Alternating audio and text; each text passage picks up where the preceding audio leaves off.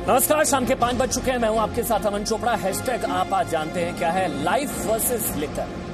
समझ गए होंगे आप। जान या जाम, जान जाए तो जाए, जाम ना जाने पाए। मतलब क्या कर रहे हैं हम? ऐसा क्या शराब का नशा है जिसके आगे हमारा संकल्प, मिशन, सामाजिक नियम सब खत्म हो गए?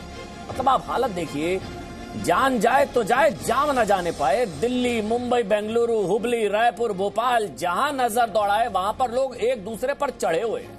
लंबी लंबी लाइनें लगी हुई हैं। कुछ लोगों को समझ नहीं आ रहा है ऐसा क्या नशा है कि 40 दिनों का हमारा संकल्प, हमने जो कमाया है, शराब की कमाई के चक्कर में सब लुटा रहे हैं। मतलब शराब से कमाई इकोनॉमी के लिए जरूरी है, लेकिन ऐसी कौन सी कमाई कि हमने 40 दिन जो कमाया अपने संकल्प से, मेहनत से, उस सबको हम दांव पर लगाने के लिए तैयार। आप ये तस्वीरें देखिए ना। मतलब यहां पर लोग एक दूसरे पर चढ़े हुए हैं। बुरा हाल है, धक्का मुक्की हो रही है, सब कुछ हो रहा है, बस एक शराब की बोतल मिल जाए। शराब के लिए देश की सेहत को दांव पर लगाने के लिए भी हम लोग तैयार हैं। सारी जिम्मेदारी सरकार की है क्या? ये आप लोगों से सवाल है। आप लोग क्या कर रहे हैं? मतलब जितना नुकसान आप ये समझिए कि तबलीगी जमात ने किया, ये तलब लगी जमात जो है ना, जिनको तलब लगी हुई है, ये भी उतना ही नुकसान कर रहे हैं। और देखिए, शराबियों की जो लाइन लगी हुई है उन पर फूल बरसाए जा रहे हैं। अब ये समझाने का एक तरीका है कि समझ जाइए, सुधर जाइए। क्या कर रहे हैं आप लोग? आप अपनी जान को जोखिम में डाल रहे हैं, अपने परिवार को जान को जोखिम में डाल रहे हैं। आप कोरोना कैरियर बन सकते हैं, लेकिन कोई फर्क नहीं पड़ रहा है। ऐसा नशा कि सारे नशे, मतलब आप ये सोचिए ना, जो पहले आप परिवार के साथ समय गुजार रहे थे, अब वही हुआ। घर की महिलाएं देखिए लाठियां लेकर पहुंची कि क्या कर रहे हैं भाई आप लोग? घर परिवार को छोड़कर यहां शराब लेने पहुंच गए हैं, फिर कोरोना लेकर घर पहुंचेंगे। बच्चों को, बीवियों को, अपने परिवार वालों को आप कोरोना देंगे। शराब बिक्री का लाठियां लेकर विरोध, ये देखिए आप, महिलाएं निकली हैं सड़कों पर, विरोध करना पड़ा इन लोगों को। महिलाएं शराब भट्टी पर लाठियां लेकर पहुंची हैं कि आप लोग कोरोना लेकर वापस आएंगे, बंद करिए शराब के ठेके। मजाक बनाकर रख दिया है। सामाजिक नियम का सामाजिक दूरी का नियम, ऐसे तमाम नियम, कायदे, कानून। मतलब सवाल उठाना बहुत आसान होता है ना। कनिका कपूर पर हम लोगों ने सवाल उठाए, मौलाना साहब पर सवाल उठाए, तबलीगी जमात पर सवाल उठाए, लेकिन जब अपनी जिम्मेदारी आई तो शराब के नशे आगे सब कुछ खत्म। खुद जिम्मेदारी निभाने की बात आई, आपने क्या किया और कैसे? मतलब कैसे लड़ाई लड़ेंगे आप? 70%, कोई 70% बढ़ा रहा है प्राइस। दिल्ली सरकार ने 70% दाम बढ़ा दिए, कोई 75%। मतलब इतनी जरूरी है शराब? जान जाए तो जाए, जाम ना जाने पाए। इसी पर हम लोग डिबेट कर रहे हैं, लाइफ वर्सेस लिकर। इस पर हम लोग सवाल ये भी पूछेंगे। हो सकता है कुछ लोगों को सवाल ना पसंद आए, लेकिन ताल ठोक के हम लोग मानते हैं भाई, गुजरात मॉडल देश में लागू क्यों नहीं हो सकता? क्या देकर जा रहे हैं हम आने वाली पीढ़ियों को? शराब के लिए जो लोग लाइन में लगे हैं, ये लोग चाहेंगे कि उनके बच्चे इस तरह से लाइन में लगे? सवाल तल्ख है। हमारे साथ अजय आलोक जेडीयू से इस वक्त मुझे बताया जा रहा है वो जुड़ चुके हैं। हमारे साथ उमेश सहगल है, दिल्ली सरकार में मुख्य सचिव है। सुधांशु त्रिवेदी भी आपको नजर आ रहे हैं। मृत्युंजय तिवारी हैं। इसके अलावा एक बहुत बड़ा पैनल है। सबसे पहले सुधांशु त्रिवेदी, मतलब शराब इतनी जरूरी, हिंदुस्तान की सेहत को दांव पर लगा दिया, तस्वीरें चिंताजनक हैं। तबलीगी जमात का तो इलाज कर दिया, इन शराबियों की जमात का इलाज भी करिए ना सर। देखिए अमन जी, वाकई जो तस्वीरें आई हैं वो बड़ी विचित्र हैं। हम लोगों को भी इस बात का अनुमान नहीं है कि जिस प्रकार से शराब की तरफ में लोग बाहर निकलकर अपनी एक प्रकार से जान जोखिम में डाल के आने को तैयार है, ये अपने आप में आश्चर्यजनक है। परंतु इसके दो पक्ष, एक तो है आर्थिक पक्ष और दूसरा है सामाजिक और मनोवैज्ञानिक पक्ष। आर्थिक पक्ष में अगर हम देखें तो ज्यादातर राज्य सरकारों के रेवेन्यू के दो सबसे बड़े सोर्स हैं। चूंकि पेट्रोलियम अभी जीएसटी में नहीं है, तो एक तो पेट्रोल से आने वाला पैसा और दूसरा एक्साइज से आने वाला पैसा, यही दो ज्यादातर राज्य सरकारों के सबसे बड़े आर्थिक स्रोत होते हैं। क्योंकि लॉकडाउन चल रहा है पूरे देश में, तो पेट्रोल डीजल से बहुत कुछ पैसा आने की बहुत उम्मीद नहीं है, क्योंकि गाड़ियां और वो परिवहन के साधन चल नहीं रहे। तो अंततः उनको ले देकर केवल यही एक सोर्स बचता है जिसके द्वारा वो अपना इस संकट काल में रेवेन्यू निकाल सकते। परंतु दूसरा पक्ष अपने आप में बड़ा विचित्र है, जो मनोवैज्ञानिक और नैतिक पक्ष है। ऐसा प्रतीत होता है, एक जमाना था मन जी, जब इस देश में यह कहावत कही जाती थी कि वो लड़का बिगड़ गया हो तो शराबी कबाबी हो गया है। मगर अफसोस की बात जानते हैं क्या है? ये समस्या को आप सिर्फ एक दृष्टि से हम लोग देखें तो उचित नहीं है। ये पिछले 2 पीढ़ियों से डेवलप किया गया। पहले शराब पीना एक बुरी चीज मानी जाती थी, फिर ये हुआ कि नहीं वो तो व्यक्ति की स्वतंत्रता है, वो जैसा चाहे जीवन जिए। और फिर क्या हो गया कि धीरे धीरे तथाकथित पढ़े लिखे उच्च क्लास में भी ये कहा गया तो स्टेटस सिंबल हो गया। शराब पीना, सिगरेट पीना बड़ी नॉर्मल सी बात है, और जो शराब न पिए या शराब पीने का विरोध करे उसको इन्वर्टेड कॉमा में संस्कारी कह के मजाक उड़ाया जाता है। तो आज आपको नजर आता है कि ये संकट के समय में इस प्रकार की आदतें। सुधांशु जी, एक सवाल पूछूं मैं आपसे। सुधांशु जी, एक सवाल पूछूं मैं आपसे। आपने जो पहले पक्ष का जिक्र किया उससे जुड़ा मेरा एक सवाल है, काउंटर क्वेश्चन है। प्रधानमंत्री जी ने कहा था ना, आप लोगों ने कहा था जान है तो जहान है। आप ही लोगों ने कहा ना कि अर्थव्यवस्था, आर्थिक मोर्चे पर तो भाई इकोनॉमी से ज्यादा लाइव्स ओवर इकोनॉमी, पहले लोगों की जान फिर अर्थव्यवस्था। ठीक, जान है तो जहान है। अब आप लोगों ने जहान के चक्कर में जान को जोखिम में डाल दिया ना। अर्थव्यवस्था, इकोनॉमी के चक्कर में लोगों की जान को खतरे में डाल दिया। ये लोग नहीं सुधर रहे, लोगों से जवाबदेही तय मैं कर रहा हूं ताल ठोक के जरिए। आप लोगों की जवाबदेही ऐसे तय होगी, जहान के चक्कर में जान को जोखिम में डाल दिया आपने। देखिए अमन जी, आपने सही कहा। पहली बात तो शायद हम लोगों को भी इतना अंदाजा नहीं था कि इस तरह जान जोखिम में डालकर लोग शराब के पीछे भागेंगे। और दूसरी बात यह भी है, ये राज्य सरकारों का विषय है। अब गुजरात ने और बिहार ने अपने यहां लागू कर रखा है, वो इस बात की चिंता नहीं कर रहे हैं कि रेवेन्यू लॉस क्या हो रहा है।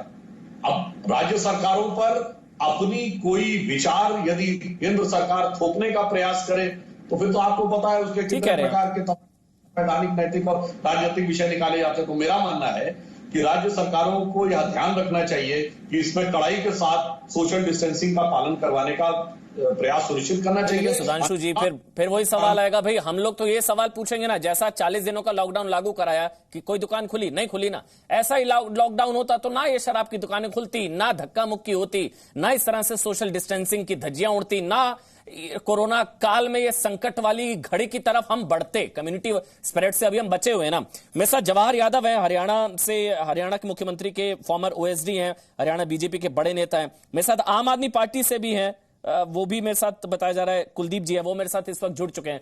पहले जवाहर यादव, लेकिन उससे पहले अजय आलोक बिहार का रुख कर लेते हैं, जिसका भी सुधांशु त्रिवेदी ने जिक्र किया। अजय आलोक, मतलब बिहार की अर्थव्यवस्था का बट्टा बैठा हुआ है क्या, या गुजरात की अर्थव्यवस्था का बट्टा बैठा हुआ है क्योंकि वहां शराब की दुकानें नहीं खुली? वो भी तो चल रहे हैं ना, राज्य अच्छा कर रहे हैं मेरे ख्याल से इकोनॉमिकली। देखिए अमन जी, बिहार में 1 अप्रैल 2016 से शराबबंदी लागू हो गई। लोगों ने हमें बहुत कहा 5,500 करोड़ का रेवेन्यू आता था शराब से, और आप विश्वास नहीं करेंगे 2018 से हमारा रेवेन्यू जितना शराब से घटा नहीं, उससे लगभग 1,400 करोड़ ज्यादा बढ़ गया। बताइए फिर। क्योंकि शराब बेच के लगभग 10 से 15,000 करोड़ की शराब बिकती थी बिहार में। अब वो पैसे को लोगों ने अन्य चीजों में खर्च करना शुरू किया, जैसे खाद्य पदार्थ, कंज्यूमर आइटम्स। अभी निसंदेह आज की परिस्थिति में चूंकि सब लॉकडाउन है तो वो रेवेन्यू डेफिनेटली घटा हुआ है। और हमने रेवेन्यू को लेकर कभी शराबबंदी नहीं की थी, ना ही रेवेन्यू को लेकर हम शराब कभी चालू करने जा रहे हैं। वो जनहित का मामला था, स्वास्थ्य का मामला था। बिहार में लोअर तबकों का मामला था, जिनकी 300 से 400 पर डे की इनकम होती थी, और उसमें से 200-300 रुपए शराब में ही निकल जाते थे। डोमेस्टिक वायलेंस बहुत कम हुआ था, जो कल हुआ दिल्ली में और आज भी हुआ पूरे देश में। अजय आलोक, इकोनॉमी का दिया जा रहा है कि क्योंकि एक्साइज का मामला, इकोनॉमी का मामला, इसलिए कुछ राज्यों ने ऐसा किया। मेरा सवाल यह था कि भैया बिहार की इकोनॉमी बैठ गई क्या? बिहार में बुरा हाल है, अर्थव्यवस्था का बट्टा बैठा हुआ है क्योंकि वहां पर शराब की दुकानें नहीं खुलती, ऐसा तो है नहीं ना? बस ये मैं जानना चाह रहा था। ऐसी कौन सी कमाई होती है कि हम अपनी जान को जोखिम में डाल देते हैं शराब? ऐसा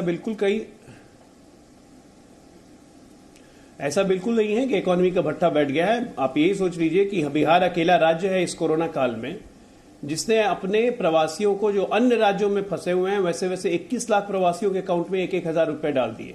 जितने प्रवासी हमारे यहाँ आ रहे हैं उनको रेल भाड़ा के अलावा 500 रुपए और देंगे। तो हमारी इकोनॉमी का बस यही हाल है। हमारी इकोनॉमी बहुत अच्छे से है और उसके लिए शराब की हमें जरूरत नहीं है। कुलदीप जी, आम आदमी पार्टी से मेरे पास। कुलदीप जी, क्या मतलब ऐसी कौन सी कमाई आप लोगों की हो रही है कि हमारी, आपकी, हिंदुस्तान की सेहत से खिलवाड़? ऐसा कौन सी कमाई है कि जो 40 दिन में कमाया सारा लुटा रहे हैं आप लोग शराब से कमाई के लालच में? क्या है ऐसा? देखिए अमन जी, पहली बात तो ये कि दिल्ली सरकार लगातार, जब से देश में लॉकडाउन हुआ है, दिल्ली सरकार लगातार गरीब आदमी के लिए खाने का प्रबंध कर रही है। दिल्ली सरकार लगातार ऑटो वाले हों, बैच वाले हों, उनके अकाउंट में राशि भेजने का काम कर रही है। दिल्ली सरकार हर वो प्रयत्न कर रही है जिससे दिल्ली का गरीब आदमी, कोई दिल्ली के अंदर भूखा ना रहे। उसके साथ साथ दिल्ली सरकार ने स्वास्थ्य सेवाओं को भी बहुत अच्छा किया है। हॉस्पिटलों के अंदर डॉक्टर जो काम कर रहे हैं दिन रात, जो हमारे कोरोना वॉरियर्स हैं, जो कोरोना से लड़ाई लड़ रहे हैं, उनको बड़े बड़े 5 स्टार होटलों में रुकवाने की व्यवस्था की गई है। आप देखिए दिल्ली सरकार लगातार इसके अंदर पीने खाने का इंतजाम, पीने का भी इंतजाम। अमन जी मैं आपकी बात का जवाब दे रहा हूं। जी हाँ, उस पर आपकी बात का जवाब दे रहा हूं अमन जी मैं। जी देखिए उसके साथ साथ दिल्ली सरकार का जो भी दिल्ली सरकार ने दिल्ली में लागू किया है वो सारे एमएचए के ऑर्डर हैं, गृह मंत्रालय के ऑर्डर हैं, उन्हीं को हम लोग दिल्ली के अंदर इंप्लीमेंट कर रहे हैं और उसी को हमने इंप्लीमेंट किया है। उसके साथ साथ ही एक बहुत बड़ा रेवेन्यू भी इससे जनरेट होता है। मात्र मेरे ख्याल से अप्रैल के महीने में 3500 करोड़ रुपए के आसपास का रेवेन्यू दिल्ली गवर्नमेंट का आता था। इस साल मात्र 350 करोड़ रुपए या 300 करोड़ रुपए के आसपास का रेवेन्यू जनरेट हुआ है। तो सब चीजों को चलाने के लिए सरकार को रेवेन्यू की जरूरत होती है। केंद्र सरकार ने बाधित किया आपको शराब के ठेके खोलने के लिए दिल्ली में। केंद्र सरकार ने बाधित किया आपको शराब के ठेके दिल्ली में खोलने के लिए। ठीक, एमएचए केंद्रीय गृह मंत्रालय, एमएचए की गाइडलाइंस को ही हम लोगों ने इंप्लीमेंट किया है। तो केंद्र सरकार ने मजबूर किया, आपके रेवेन्यू का लालच हमने दिल्ली में शराब से कमाई का लालच था आपको। नहीं देखिए मेरी बात सुनिए, जो गाइडलाइंस केंद्र सरकार दे रही है उसी के अंतर्गत आते हुए हम लोग डिसीजन ले रहे हैं। उसके साथ साथ केंद्र ने कहा था आपको शराब के ठेके खोलने के लिए, और दिल्ली कब तक लॉकडाउन रहेगी? जी क्यों घुमा रहे हैं, सीधा सवाल पूछ रहा हूं ना। केंद्र ने कहा था शराब के ठेके खोलने के लिए। अमन जी मैं गाइडलाइंस की बात कर रहा हूं, एमएचए की जो गाइडलाइंस है केंद्र सरकार की उसकी बात कर रहा हूं। तो क्या केंद्र ने कहा था आपको शराब के ठेके खोलने के लिए दिया हुआ है? जो तस्वीरें उड़े इसकी जिम्मेदारी आपकी नहीं बनती क्या? केंद्र सरकार केंद्र ने कहा था शराब के ठेके खोलने के लिए आपको। देखिए अमन जी केंद्र सरकार पूरे देश के लिए पॉलिसी बनाती है और उस पॉलिसी के ऊपर राज्य सरकार अपने अपने तरह से उसको इंप्लीमेंट करते हैं। तो हमने भी इसको दिल्ली में इंप्लीमेंट किया है। दूसरी बात मैंने आपको कहा ना कि हम आज जो लड़ाई लड़ रहे हैं कोरोना से, उसके लिए फंड की जरूरत है, उसके लिए पैसे की जरूरत है, उसके लिए टैक्स की जरूरत है। हम तभी बेटर इलाज कर पाएंगे जब लोगों का पैसा होगा, और उसके लिए जरूरी है कि हम केंद्र सरकार की पॉलिसी जो भी आ रही है हम उसको इंप्लीमेंट कर रहे हैं। पैसा जरूरी है, लोगों की जान। बात केंद्र सरकार से कोई भी राहत पैकेज जरूरी है, देश पैसा दिल्ली सरकार को कोई भी राहत का पैकेज केंद्र सरकार से छोड़िए ना सर, ये पैसा लालच कमाई आप जानते हैं दिल्ली में क्या हाल है। 349 केसेस हैं 4 मई 349, अब तक 5000 के करीब 4900 मामले दिल्ली में। सुनिए ना एक मिनट कुलदीप जी, सुनिए ना एक मिनट, सुनिए ना। ये आप भी जानते हैं मैं क्या बोल रहा हूं और आप मेरी बात से इत्तेफाक रखेंगे। दिल्ली में इस वक्त हालात आप जानते हैं, 4900 के अप्रोक्सीमेट केसेस हैं, 349 मामले 4 मई को, 3 मई को 427, 2 मई को 384, 1 मई को 223। रफ्तार कोरोना की दिल्ली में बढ़ रही है, आप जानते हैं। आप शराब के ठेके खोल रहे हैं। देखिए मैं आपसे कहना चाहता हूं कि दिल्ली गवर्नमेंट जो है, दिल्ली सरकार जो है, 2 करोड़ के आसपास की आबादी दिल्ली के अंदर रहती है।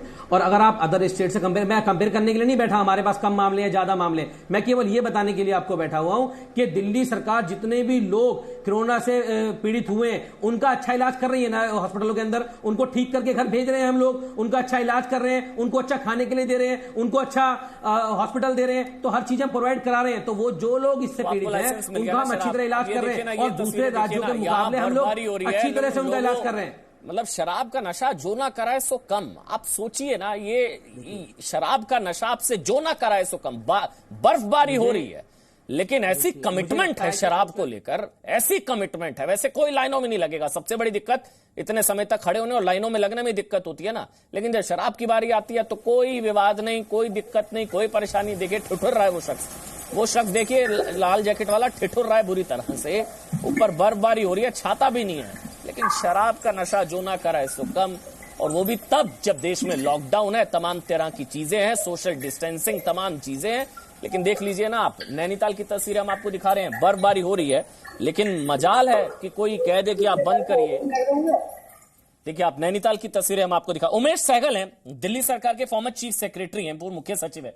उमेश सहगल जी, अगर आप थोड़ा सा गणित अगर समझा पाए, मतलब ऐसी कौन सी कमाई होती है शराब से जिसके बिना इकोनॉमी नहीं चल सकती है?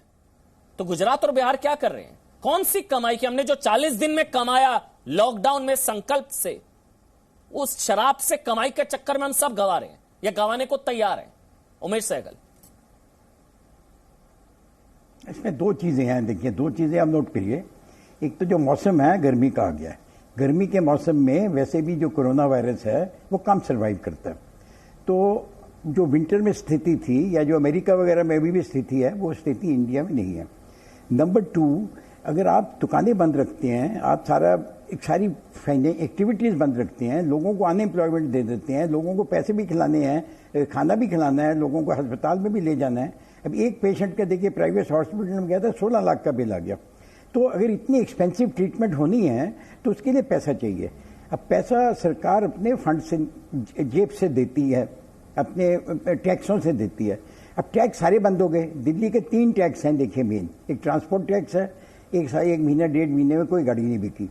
एक आपका एक्साइज टैक्स है, कोई दुकान नहीं खुली, ना कोई बार खुला है, ना कोई होटल खुला है, होटल शायद चल रहे हैं। और आपका आपकी इनकम है जीएसटी की, कोई सेल नहीं हो रही, तो जीरो हो गई ना इनकम। आपका 3,000 2,000 जितना भी खर्चा है सैलरीज पे, वो तो सेम है, वो तो कम हुआ नहीं। अगर आप कम करेंगे तो सारा अखबारें आपके अगेंस्ट हो जाएंगी कि आप लोगों को सैलरी बंद कर दी। केरला में उन्होंने थोड़ा सा काटा, हाई कोर्ट ने स्टे कर दिया। तो सैलरी आप बंद नहीं कर सकते, खर्चे आप उतने ही रखेंगे, इनकम आप अपनी जीरो कर देंगे। अब पॉइंट ये है कि शराब की दुकान खोली जाए कि बाकी चीज़ों की दुकान खोली जाए, जो ट्रांसपोर्ट अलाउ की जाए, ये एक ऐसी चीज़ है जो पॉलिटिकल डिसीजन है। अब ये पार्टी वाले ठीक कह रहे हैं कि इन्होंने सेंट्रल गवर्नमेंट की इंस्ट्रक्शंस को माना, सेंट्रल गवर्नमेंट की इंस्ट्रक्शंस के मुताबिक चले। मेरे मुताबिक दिल्ली में अगर इनको पता होता कि ऑलरेडी शराब की दुकानें इतनी कम हैं, रोज ही भीड़ भड़का मचा रहता है, जो भी आप जाइए, नॉर्मल डेज को भी जाइए तो आप देखिए शाम को बड़ी रश रहती है इन दुकानों पे, उससे भी आधी से कम दुकानें खोलना तो बहुत सीनियर है सर, बलवा होना था। मेरे को बस एक छोटा सा मेरा सवाल है, अगर आज कोई डिबेट में कोई भी जवाब दे पाए, जान जरूरी है जाम, अगर कमाई की वजह से, अर्थव्यवस्था की वजह से लोगों की जान को खतरा होता है, कोरोना वायरस, कोरोना कैरियर ये लोग बनते हैं, या सोशल डिस्टेंसिंग की धज्जियां उड़ती हैं, तमाम चीजें होती हैं, तो फिर ऐसे पैसे का हम लोग क्या करेंगे सर? जान जरूरी है जाम, बस एक छोटा सा सवाल है, ये वक्त नहीं है, ये तो मुझे भी समझ में आ रहा है। मेरे ख्याल से जो तस्वीरें दिख रही हैं वो हमको लग रहा है हम लोगों ने 40 दिन मेहनत करी, लॉकडाउन का पालन किया, जो हमने कमाया ये हम लोगों ने गवा दिया ना शराब से कमाई के लालच में। बस एक लेमेंस क्वेश्चन है मेरा, जान जरूरी है जाम, इस वक्त जान जरूरी है, बस ये मेरा सवाल था। उमेश सहगल। नहीं, मेरा जवाब ये है कि समर आ गई है, गर्मी का मौसम है, बाहर 35-35 डिग्री टेम्परेचर है। वो कोरोना वायरस 1.5 मिनट भी 2 मिनट भी सर्वाइव नहीं करता इतने सनशाइन के अंदर। तो अगर लोग बाहर निकल जाते हैं मगर एक दूसरे को हाथ नहीं लगाते, एक दूसरे से हाथ नहीं मिलाते, नमस्ते करके मिलते हैं, ज्यादा गले में एक दूसरे से नहीं मिलते, तो इतना आसान नहीं है कोरोना वायरस। एक दूसरे पर चढ़े हुए हैं लोग, आपने शायद तस्वीरें फिर देखी नहीं है, माफ करिएगा। नहीं, आप मेरे को एक जरा पूरी बात करने दीजिए। नहीं उमेश जी, मैं आपको तस्वीरें दिखा देता हूं, लोग एक दूसरे पर चढ़े हुए हैं, सिम्टम्स ही नहीं है, एक दूसरे पर लोग चढ़े हुए हैं, धक्का मुक्की हो रही है, तमाम चीजें हैं, सैकड़ों 2-2, 4-4 किलोमीटर लंबी लाइनें लगी हुई हैं। सोशल डिस्टेंसिंग तो भूल जाइए, सामाजिक दूरी के नियम की तो ऐसी की तैसी कर दी है शराब के नशे ने। और आप कह रहे हैं आज का जो आंकड़ा है 46,433 कुल मामले हैं सर, और 24 घंटे में सबसे ज्यादा 3900 केसेस आए हैं। ये गर्मी में ही है, ऐसी कोई रिसर्च नहीं है कि गर्मी में वायरस नहीं। 3900 केसेस 24 घंटे में आए हैं जो पुराने। देखिए टेस्टिंग बहुत बढ़ गई है, पहले 12,000 के टेस्ट होते थे, आज 70,000 का टेस्ट हो रहा है। एक टेस्ट 4,000 रुपए का है, ये पैसा कहां से आ रहा है? कुछ लोग तो अपनी जेब से दे नहीं रहे। तो इतनी एक्सपेंसिव टेस्टिंग हो रही है, टेस्टिंग करनी बहुत जरूरी है, सारी वर्ल्ड में कहती है टेस्ट करिए। मैं क्या कह रहा हूं, तो 1 लाख अगर टेस्ट होंगे तो उसमें 400 करोड़ रुपए रोज खर्च हो जाएगा, पैसा कहां से आएगा? ठीक है, मृत्युंजय तिवारी, आरजेडी की प्रवक्ता मृत्युंजय तिवारी, मतलब मैं जो कहने की कोशिश कर रहा हूं, अगर आप समझ पा रहे हो, मतलब जान है तो जहान है, या तो जान के चक्कर में जान को खतरे में डाल दिया ना। ऐसी क्या शराब की तलब या शराब का नशा कि हम हिंदुस्तान की सेहत से खेलने को तैयार है। 40 दिन का संकल्प था, 15 दिन और सही, मजाक हो गया ना ये तो। हम लोगों ने जो मेहनत करी, संकल्प किया, क्या फायदा फिर उस चीज का? अमन जी, आप बिल्कुल सही कह रहे हैं। ये जो 40 दिनों का मेहनत है ये पूरा बेकार चला जाएगा अगर केंद्र सरकार को अभी शराब दुकान खोलने की छूट नहीं देनी चाहिए थी। और जो देख रहे हैं, जो आपके स्क्रीन पर दिखाया जा रहा है, ठीक है, हमें पैसा चाहिए, हमारा राजस्व चाहिए, लेकिन जान है तो जहान है, माननीय प्रधानमंत्री जी ने ही कहा है। जब जान ही नहीं बचेगा तो ये जाम कहां छलकाएंगे? तो सबसे बड़ी बात है अमन जी, हम आपको धन्यवाद देते हैं, आप इस डिबेट को करा रहे हैं और जो सीन दिखा रहे हैं। हम तो कहेंगे अभी भी केंद्र सरकार से कि अभी भी इसको बंद करें, नहीं तो इनके भयावह परिणाम आएंगे। जिस तरह से 40 दिनों से लॉकडाउन का पालन हम लोग करते आ रहे हैं और इसका नतीजा अच्छा निकल रहा था, लेकिन ये शराब की दुकानों के कारण सोशल डिस्टेंसिंग को तो ताक पर रख दिया, आदमी पर आदमी चढ़े हुए हैं। लेकिन अभी अजय आलोक जी कह रहे थे बिहार में शराबबंदी को लेकर, जब बिहार में शराबबंदी हुई थी तो हमारी सरकार भी शामिल थी इसमें, हम भी सरकार में शामिल थे जेडीयू के साथ। लेकिन बाद के दिनों में यह देखा गया कि शराबबंदी तो हुई, लेकिन इसका पालन कराने में जिस तरह से सरकार लापरवाही बरती सरकार ने, उसका नतीजा ये हुआ कि 100 शराब 500 में बिकने लगा।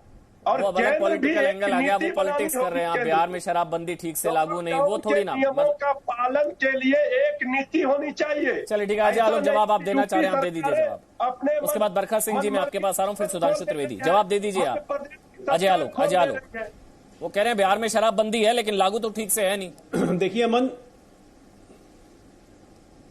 अच्छा खैर वो तो विपक्षी है, इतना तो बोलेंगे, इतना बोलने का अधिकार उनको मैं देता हूं हमेशा, लेकिन ये भूल जाते हैं कि शराबबंदी के खिलाफ मानव श्रृंखला में शामिल हुए थे और उसके बाद इन्होंने ही कहा कि अगर हम सत्ता में आए तो शराबबंदी खत्म कर देंगे, इनके नेता ने नहीं कहा था। खैर तो ये लोग अपना गोल पोस्ट चेंज करते रहते हैं, उससे मुझे कोई मतलब नहीं है।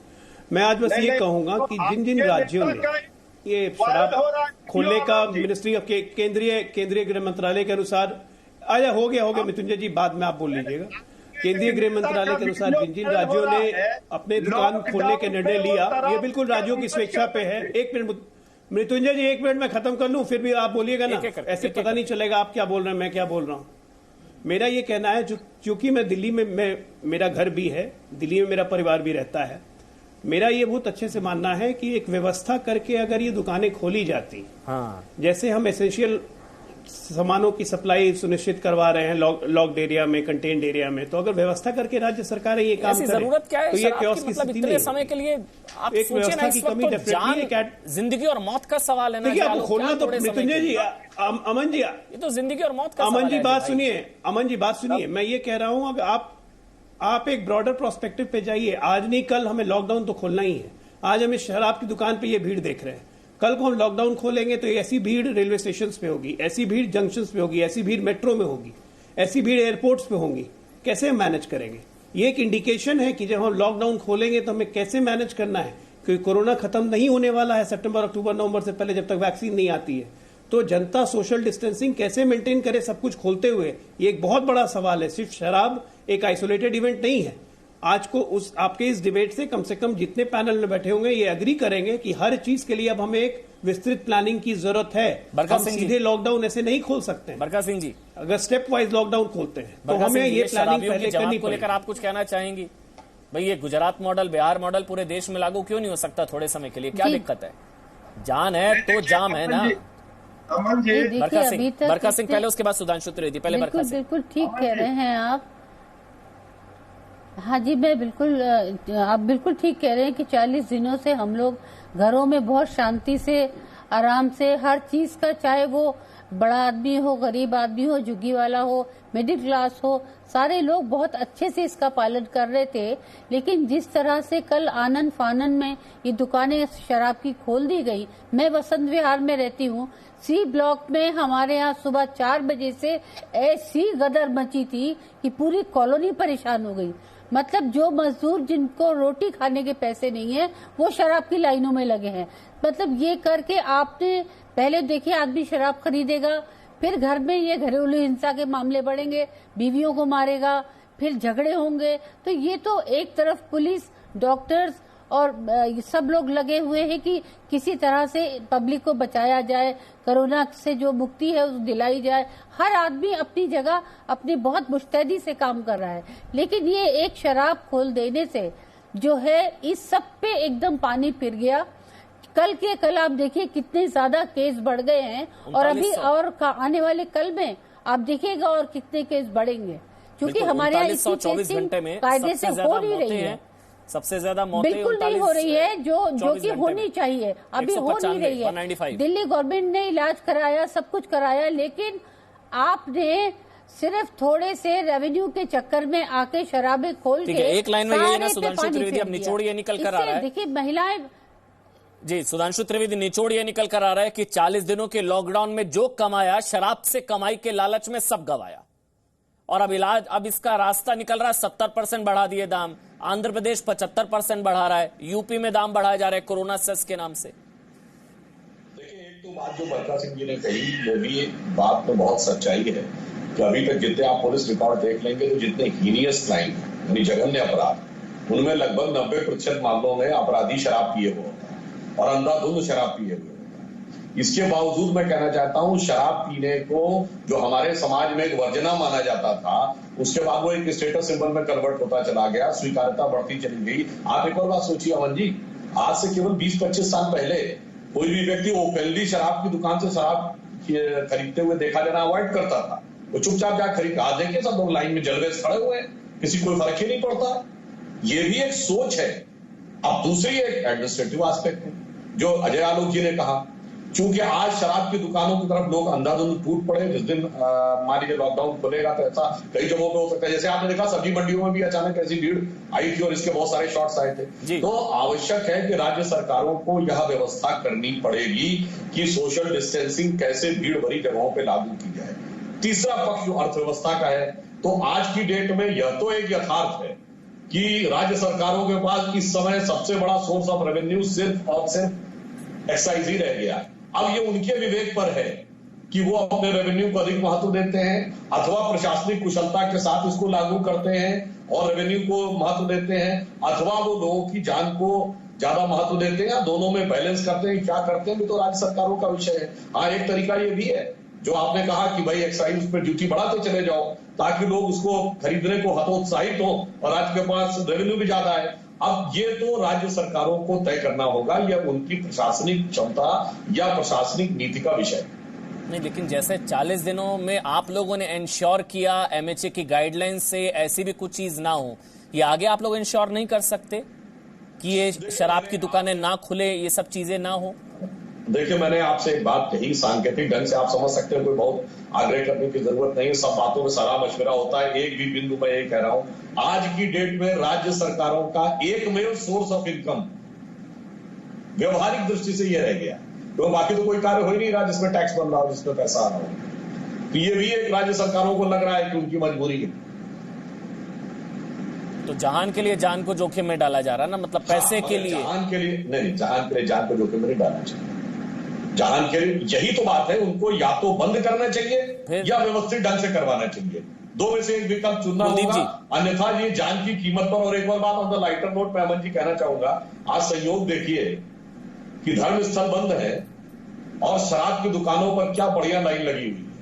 तो एक गाना था ना, मंदिर सुने सुने होंगे भरी रहेंगी मधुशाला, और पिता के संग संग भरी सभा में नाचेंगे घर की बाला। तो वो बिल्कुल दृश्य सामने आता है कि समाज की सोच और मनोविज्ञान कहां तक पहुंचा है। यह भी आज की परिस्थितियों में संयोग से उसका एक चित्र भी दिख रहा है। कुलदीप जी, या तो आप ढंग से करवा लीजिए या बंद करवा दीजिए, ये दो ही रास्ते हैं, क्योंकि जिम्मेदारी तो आप ही लोगों की है सर। 70% प्राइस बढ़ाने से, कोरोना सेस लगाने से भीड़ कम हो जाएगी, ये इलाज है क्या? देखिए, राज्य सरकार अपने अपने स्तर पे सारी जो भी स्टेप है वो उठाती है, और मुझे लगता है कि पुलिस को भी सोशल डिस्टेंसिंग मेंटेन करानी चाहिए। करा रहे हैं सब लोग, हर राज्य सरकार इसको करा रही है। जब आप एक बात बताइए, जब इतने अभी लोगों को पता ही नहीं है इसका टाइमिंग क्या है, दिल्ली में तो लोगों को एकदम क्या करवा रहे हैं? दिल्ली में हालत, दिल्ली की तस्वीर में चला रहा हूँ, ये झंडे वाला दिल्ली की तस्वीर में चला रहा हूँ। देखिए, एक्साइज डिपार्टमेंट ने लाठीचार्ज, ये देखिए ना, ये कौन सी तस्वीर है? झंडे वाला की तस्वीर है। या कौन सा सोशल डिस्टेंसिंग का पालन हो रहा है, मुझे बता दीजिए। अब आप बता दीजिए मेरे को।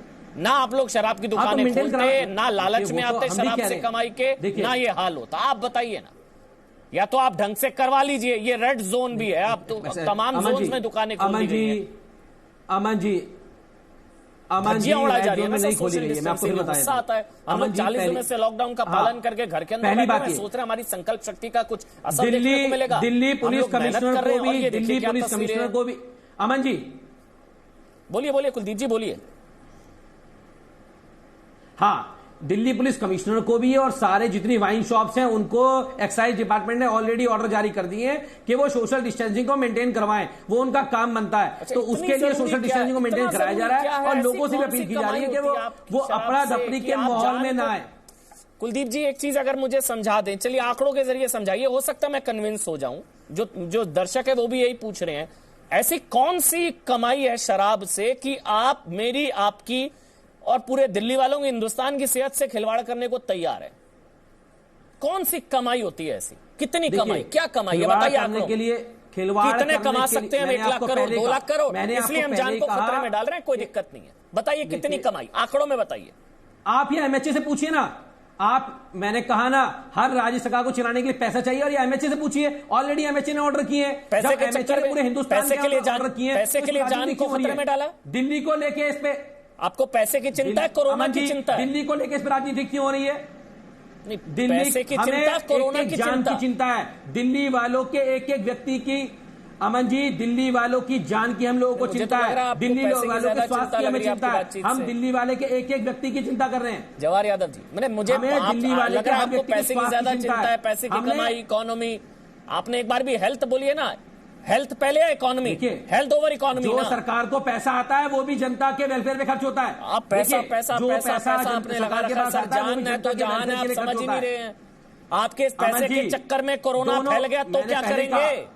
आपके पैसे के चक्कर में कोरोना फैल गया, ये सारे कोरोना कैरियर बन गए तो क्या करेंगे? क्या करेंगे उस पैसे का? समझ ही नहीं रहे आप।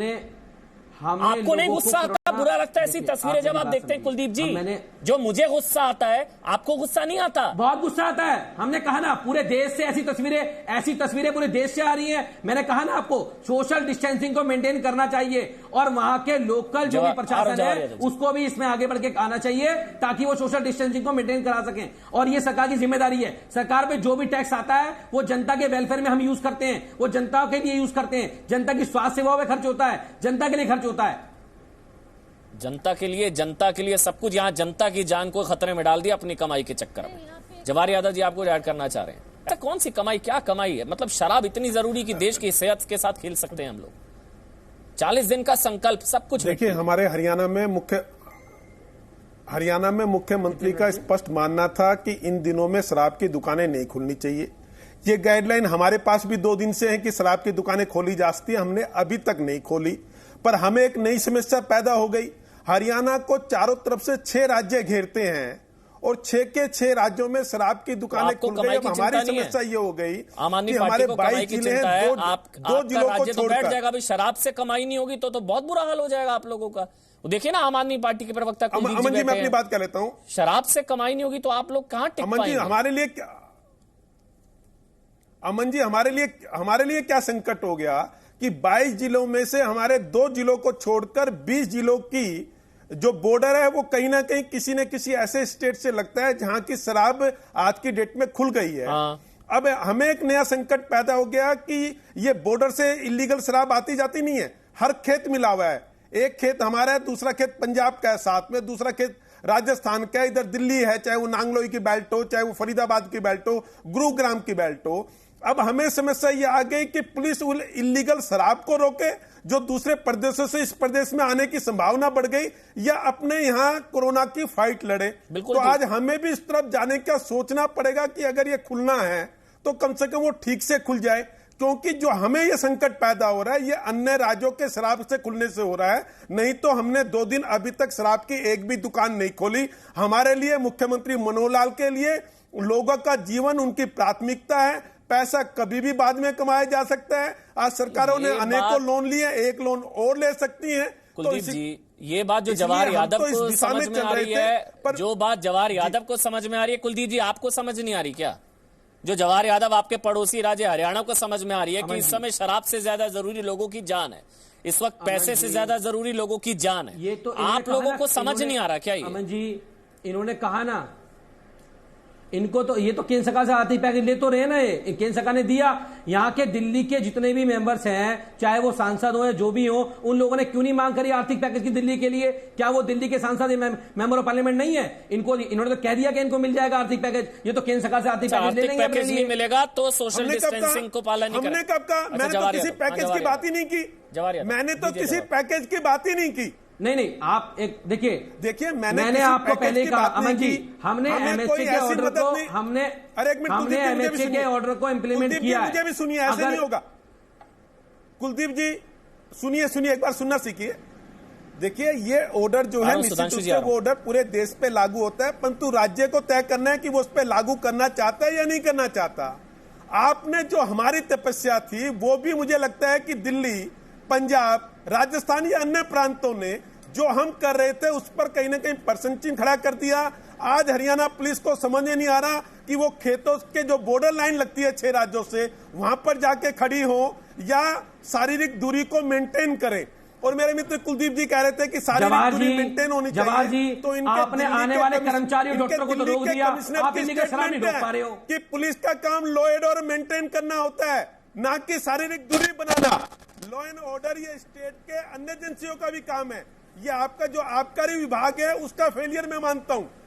पुलिस जो इतना अच्छा काम कर रही है आप उसमें क्वेश्चन मार्क लगा रहे हैं। ठीक है, सुधांशु त्रिवेदी को जवाब देना चाह रहा हूं, उसके बाद कुलदीप आप बोलिएगा। उमेश सहगल जी आ रहा हूं आपके पास भी, आपके पास काम बीजेपी के पास है। देखिए, सुधांशु ये जो क्वेश्चन मार्क लगाने का काम है बीजेपी के पास, प्राथमिकता बता दी ना कुलदीप जी। क्वेश्चन मार्क नहीं लगाते। कुलदीप जी, आपने अपनी प्राथमिकता बता दी ना, जान से ऊपर जाम, आपने प्राथमिकता बता दी। हरियाणा ने बता दिया कि जान से ऊपर जान है, बचाना है, कोरोना से पीड़ित होने वाले लोगों के लिए अच्छा इलाज कराना है, उनको अच्छे हॉस्पिटल प्रोवाइड कराना है। जी, आपके फैसले के चक्कर में आपको 10 बार तस्वीरें दिखा चुका मैं। सुधांशु त्रिवेदी आप बोलिए, उसके बाद बरखा सिंह जी, अजय आलोक, मृत्युंजय तिवारी आ रहा हूँ। सुधांशु त्रिवेदी बोल रहे हैं। सुधांशु त्रिवेदी, मैं एक बात बहुत स्पष्ट कर देना चाहता हूं। जैसे कुलदीप जी ने कहा, एमएचए का आदेश नहीं है, गाइडलाइंस, दोनों में अंतर है। गाइडलाइन परामर्श है, आदेश नहीं है। दिस इज नॉट ऑर्डर कि आपको खोलना ही है, ये एक आदेश है, ये गाइडलाइन है। आपका जैसे राज्य सरकारों को 15% देना है रेलवे का, 2-3 राज्य नहीं दे रहे हैं, बाकी राज्य दे रहे हैं। अब यहां पे एक संयोग की बात यह है, जैसे जवाहर यादव जी की एक बात में थोड़ा तथ्य है कि एक तरफ पंजाब, एक तरफ राजस्थान, एक तरफ दिल्ली, और तीनों तरफ मामला खुला। पर दिल्ली का मामला थोड़ा इसलिए संवेदनशील है कि एक मात्र राज्य पूरा का पूरा राज्य रेड जोन में, एक मिनट एक बात पूरा करूं, पूरा का पूरा राज्य रेड जोन में, चारों जिले रेड जोन में है, इसलिए यहां संवेदनशीलता अधिक है। राजस्थान, पंजाब, हरियाणा तो ये कह सकते हैं कि हमारे कुछ जिले रेड जोन में है, कुछ जिले ग्रीन जोन में है, चलिए वहां ज्यादा आवश्यकता है संवेदनशीलता की, वहां कम आवश्यकता में काम चल जाएगा। उत्तर प्रदेश में 75-80 जिले हैं तो 15 ही जिले रेड जोन में है, और दिल्ली तो पूरी की पूरी रेड जोन में है। तो मुझे लगता है यहां की सरकार वैसे कोऑपरेट कर रही है, मैं कोई आरोप नहीं लगा रहा हूं। केंद्र सरकार, राज्य सरकारों में सामंजस्य अच्छा चल रहा है और दिल्ली की सरकार भी कर रही है, परंतु इस मुद्दे पे दिल्ली की सरकार को और ज्यादा असेसमेंट की आवश्यकता है, क्योंकि दिल्ली पूरा शहरी क्षेत्र है, बहुत घना बसा क्षेत्र है और पूरा का पूरा रेड जोन। नहीं, देखिए, एक सबसे बड़ा तर्क ये है इकोनॉमी इकोनॉमी इकोनॉमी, पैसा पैसा इकोनॉमी। मेरा सवाल ये है उमेश सहगल जी, शराब के बिना इकोनॉमी नहीं चल सकती क्या? सीधा सा सवाल। शराब और इकोनॉमी, शराब is equal to economy, economy is equal to शराब, शराब के बिना इकोनॉमी नहीं चल सकती क्या? देखिए, आपने शराब को सेपरेट कर दिया। एक शराब का इशू है, एक डिस्टेंसिंग का इशू है, क्राउड्स इकट्ठे हो रहे हैं। बेसिक इशू है क्राउड्स इकट्ठे हो रहे हैं। कल जब मेट्रो शुरू करेंगे आप तो यही हालत होगी, कल जब बस सर्विस शुरू करेंगे यही हालत होगी, एयरपोर्ट चलाएंगे यही हालत होगी। तो ये सारी जिंदगी भर के लिए, कई सालों के लिए आप ये बंद नहीं रख सकते हैं। अब 40 दिन बड़ी बोल्ड डिसीजन थी सेंट्रल गवर्नमेंट की कि आपने लॉकडाउन कर दिया। उस बोल्ड डिसीजन में हमारे अस्पतालों ने बहुत सारे बंदोबस्त कर दिए, रेलवे ट्रेनों की कोचेज चेंज कर दी गई, तो काफी काम यहाँ कर दिया गया है। आप ये देखिए कि गर्मी आई है, गर्मी में कम हो जाएंगी ये केसेस, हो भी गए हैं। अब क्योंकि टेस्टिंग बढ़ गई है, इसलिए नंबर ऑफ केसेस आपको ज्यादा लग रहे हैं। पहले 12,000 टेस्ट होते थे, अब 17,000 नहीं है कि गर्मियों में वायरस मर जाएगा, ऐसा नहीं है। मैं क्लैरिफाई कर रहा हूं 10 ऐसी स्टडीज हैं, आई एम सॉरी, ऐसी स्टडीज हैं। नहीं वो नहीं, आई एम सॉरी, ऐसी स्टडीज हैं। मैं वैसे नहीं बोल रहा हूं, मैं ये स्टडीज पढ़ चुका हूं। मैं इस समय उस समय उस पे उसका क्लैरिफिकेशन भी पढ़ा था, WHO की तरफ से भी बताया गया था। सुन लीजिए, इसको बंद ही रखना है तो आप लॉकडाउन चलाए रखेंगे तो मेट्रो भी बंद कर दो, रेलवे भी बंद कर दो, एयरपोर्ट भी बंद कर दो। टेम्परेचर बढ़ने से वायरस मर जाएगा, ऐसी कोई स्टडी, ऐसा कोई प्रूफ नहीं है। WHO ने कहा था, अमन, या आपने नहीं, WHO ने। मैं अब WHO को अभी के हिसाब से मान रहा हूं, नंबर 1। नंबर 2, अभी वो सिचुएशन नहीं है। आज की डेट में पिछले 24 घंटे में 4000 मामले हैं, 3900 24 घंटे में। सबसे ज्यादा मौतें 195 पिछले 24 घंटे में। अभी तो सिचुएशन खराब है। ये कहा जा रहा है बुरा वक्त तो अभी आना है, बुरा वक्त तो अभी आना है सर।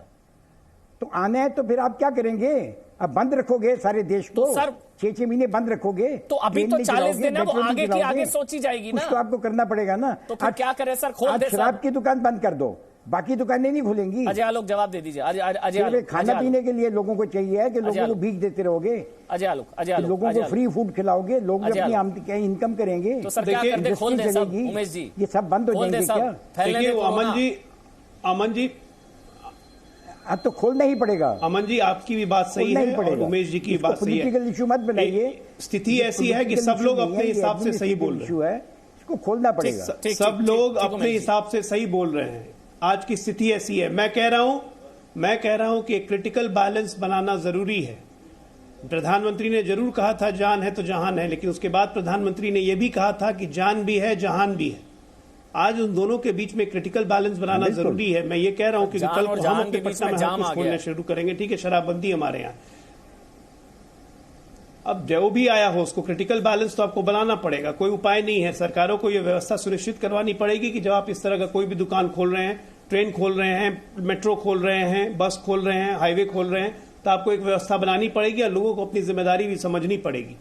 क्योंकि लोग तो यहाँ पे पैनिक हो जाते हैं ना। 24 मार्च को लॉकडाउन हुआ था, किरानों की दुकान पे लाइन लग गई थी, लोग एक दूसरे पे टूटने लगे थे, टॉयलेट पेपर गायब होने लगे, जबकि घोषणा हो चुकी थी कि सारी एसेंशियल्स मेंटेन रहेगी, लेकिन तब भी लोगों का पैनिक होता है। तो लोगों को भी समझना पड़ेगा और सरकारों को कुछ ऐसी व्यवस्था करनी पड़ेगी कि दुकानों पे कम से कम भीड़ लगे।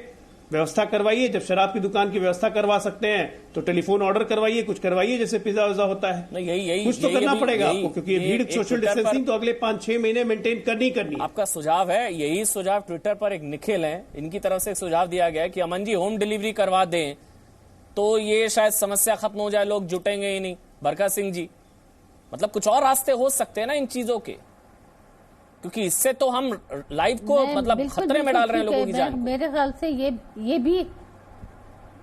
ये बिल्कुल आप बिल्कुल सही कह रहे हैं, ये एक अच्छा रास्ता हो सकता है। क्योंकि देखिए ये जैसे कि ये वाकई सच है कि अब हमें मैं आजकल रोज आर्टिकल पढ़ रही हूँ किसी न किसी का कि हमें इस कोरोना के साथ में जीने की आदत डालनी पड़ेगी, लेकिन अपने आप को बचाते हुए। तो हम लोग हर चीज हर वक्त साल 1.5 साल कितना वक्त लगेगा ये किसी को नहीं पता है। तो इसमें हम हर चीज को बहुत सोच विचार के कल जिस तरह की जो हालत हुई है वो आगे ना होने पाए, और इसको वाकई में जिस तरह से डिलीवरी बॉयज घर में ये पिज्जा वगैरह और चीजें डिलीवर करने आते हैं, अगर आप इस तरह की सर्विसेज शुरू कर दें तो मेरे ख्याल से ये सारी प्रॉब्लम्स खत्म हो जाएंगी। और ये जो घरों में हम लोग इसीलिए बार बार सवाल पूछ रहे हैं बरखा जी की शराब की कमाई जरूरी या कोरोना से लड़ाई? पहले क्या भाई, पहले तो कोरोना से लड़ाई है जो प्रधानमंत्री कह रहे हैं। हाँ बोलिए मृत्युंजय तिवारी, 30 सेकंड बोलिए सर बोलिए। मृत्युंजय तिवारी 30 सेकंड। पहले कोरोना से लड़ाई जरूरी है, ठीक, सबको समझना पड़ेगा। ठीक है, बहुत बहुत शुक्रिया मृत्युंजय तिवारी, सुधांशु त्रिवेदी, जवाहर यादव जी, कुलदीप जी, समय इतना ही था। बहुत बहुत शुक्रिया उमेश सहगल आपका, बरखा सिंह आपका, और सबका बहुत बहुत शुक्रिया। जी न्यूज के मानता देखिए ताल ठोक के हम आपको बता देते हैं कि शराब के लिए देश की सेहत को दांव पर ना लगाया जाए। जो चीजें देखने को मिल रही है आर्थिक तरक्की के लिए देश को नशे का आदी ना बनाए, समय की नजाकत को समझिए, जाम से कोरोना के खिलाफ जंग कमजोर ना होने दें।